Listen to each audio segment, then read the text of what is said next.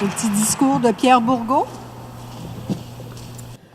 Alors, c'est prononcé lors du référendum de 1980 et lu par Sylvain Gay, qui est vice-président de la section Ludger Duvernay de la Société Saint-Jean-Baptiste de Montréal et également coordonnateur de la Fondation pour la langue française. Et ici, un petit peuple, massacré, littéralement éparpillé, par-dessus un conquérant qui écrase et impose sa loi par la force des armes. C'est ça, la conquête! Et c'est depuis ce moment-là que nous sommes remplacés dans tous les domaines, surtout dans les domaines politiques et économiques.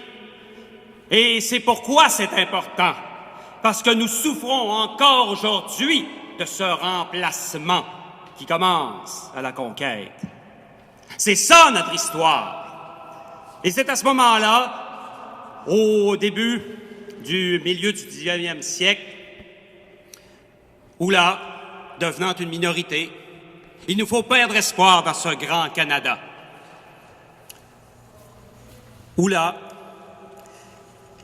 qui sera consacré, et le statut, c'est ce statut de minoritaire, qui sera consacré en 1867, institutionnalisé par la Fédération, par l'acte de l'Amérique du Nord britannique, et à ce moment-là, nous on dira « Ah, vous êtes devenu une minorité. » Alors là, nous allons changer les règles du jeu. Vous n'aurez plus droit à une représentation égale, mais vous aurez droit à une représentation désormais proportionnelle, selon votre nombre. 1867, on a institutionnalisé notre statut de minoritaire.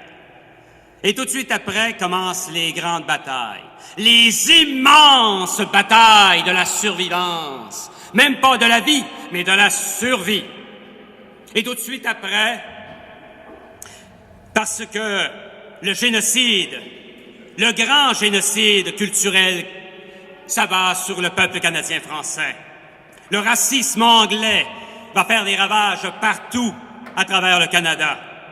Ici, au Québec, c'est déjà très difficile de vivre, même si nous sommes la très vaste majorité. Tout se passe en anglais. La loi est anglaise, les ordres sont anglais, la justice est anglaise, les affaires sont anglais, la vie est anglaise.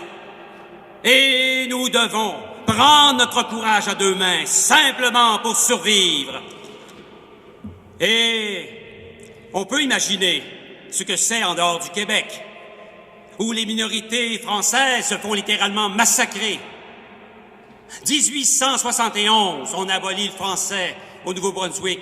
1885, on pend Louis Riel. 1890, on abolit le français au Manitoba. 1912, on abolit le français en Ontario. C'est ça qui suit la Fédération canadienne. C'est ça l'acte de l'Amérique du Nord britannique. Le génocide. Et c'est par des centaines de milliers qu'à travers le Canada, on assimile les Canadiens français. Et nous disparaissons en criant, en faisant des efforts, des sacrifices inouïs, en nous battant. Mais nous perdons presque toutes les batailles. Vous pensez bien que tout le monde nous pensait disparus, nous pensait morts. Mais tout à coup, il y a un général qui dit « Ah, je les ai trouvés! Ils parlent un drôle de français, ils parlent français, ils parlent encore français, mais bon, ils sont là, ils sont vivants, ils restent là. » Et oui, en effet, nous étions vivants. Nous étions là, et la bataille a continué. Elle a si bien continué que dans les années qui ont suivi, d'autres milliers de gens se sont joints à la troupe. Et si bien que le 15 novembre 1976, finalement, le Parti québécois prenait le pouvoir à Québec. Enfin, un parti souverainiste prenait le pouvoir à Québec. Et il avait fallu 300 ans pour en arriver là. où l'on voit que le mouvement part de loin, où l'on voit qu'il aura fallu du courage et de la persévérance pour en arriver là.